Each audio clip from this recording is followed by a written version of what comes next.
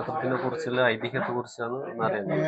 അവിടുത്തെ ഐതിഹ്യം എന്ന് പറഞ്ഞാൽ നമ്മൾ കളത്തി വീരശൈവ മള്ളവർ എന്ന് പറയും നമ്മുടെ സമുദായത്തിന്, നമ്മുടെ കുടുംബത്തിന്. എന്നുവെച്ചാൽ കളത്തി ബേക്കലക്കോട്ട ശിവപ്പനായക്കല്ലേ, ആ തലമുറയാണ്.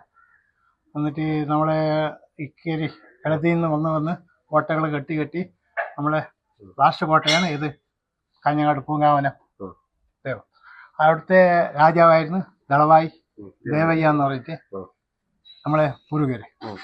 അത് ഇവര് നമ്മളെ ഹൈദരാലി എന്ന് വെച്ചാൽ ടിപ്പു സുൽത്താന്റെ ഹൈദരാലി കുടുംബം നശിപ്പിച്ചിട്ട് അതിൽ 2 കുട്ടികൾ എന്ന് വെച്ചാല് തലമാറ്റിട്ട് കോട്ടന്റെ ഉള്ളിൽ 2 കുട്ടികൾ രക്ഷപ്പെട്ട് അവര് കൊടച്ചാതിരിലേക്ക്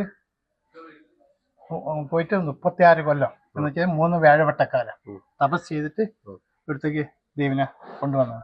അതിന് മുമ്പേ ഒരു വിഷയം എന്ന് വെച്ചാൽ കോട്ടയിൽ നിന്ന് കോട്ട ചാടി പുറത്തു പോകുമ്പോൾ നമ്മളെ രക്ഷിച്ചത് ഒരു മുഖശ്രീ കാഞ്ഞങ്ങാട്ടില്. അവർക്ക് അന്ന് അവരെ പേര് ആയമ്മ എന്ന് പറഞ്ഞിട്ട് ആയമ്മനെ ഗുരുമാതാവായിട്ട് നമ്മൾ ഇന്നും ശ്രീലകത്ത് പൂജിക്കുന്നു. കുടുംബത്തിലുള്ളവരെന്നെ നമ്മൾ എല്ലാ വെള്ളിയാഴ്ച ഉച്ചയ്ക്ക് മുമ്പ് വൈകുന്നേരം 4 മണിക്കുണ്ടായിരുന്നു. 24 കലസാട്ട് കഴിഞ്ഞതിന് ശേഷം നമ്മളതിനെ ഉച്ചക്കാക്കിയിട്ട് ഇപ്പോൾ ആട്ടം പൂജ കഴിക്കുന്നുണ്ട്. ഞാൻ ആട്ടൻ്റെ കൂടെ സഹായിക്കാൻ നിൽക്കുന്നുണ്ട്. പിന്നെ ഇതെല്ലാം ആട്ടാനിമാർ മക്കളുണ്ട്.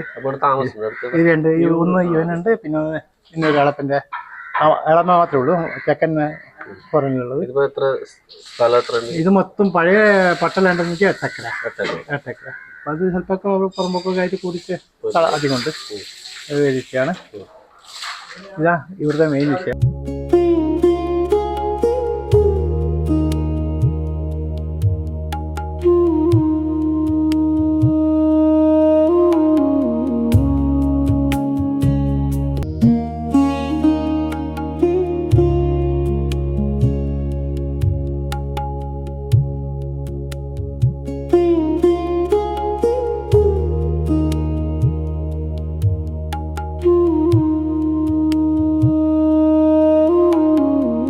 ഇത് ഒരു ദ്വീപിൻ്റെ നടുക്കുള്ളൊരു ക്ഷേത്രമാണ്.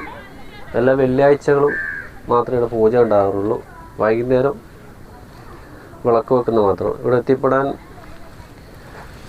ഈ പുഴയുടെ ഈ പാലം താൽക്കാലികമായിട്ട് ഉണ്ടാക്കിയതാണ്. ഇത് വെള്ളിയാഴ്ച കഴിഞ്ഞ് കഴിഞ്ഞാൽ ഈ പാലം അടക്കി വെക്കും. ബാക്കിയുള്ള ദിവസങ്ങളിൽ തോണി മാർഗ്ഗം മാത്രമേ ഈ ക്ഷേത്രത്തിൽ എത്തിപ്പെടാൻ പറ്റൂ. കാസർഗോഡ് ജില്ലയിൽ കാഞ്ഞങ്ങാട് ചിറ്റാരി എന്ന സ്ഥലത്താണ് ഈ ക്ഷേത്രം ഉള്ളത്. എൻ്റെ വീഡിയോ ഇഷ്ടപ്പെടുകയാണെങ്കിൽ ഫോളോ ചെയ്യാൻ മറക്കരുത്.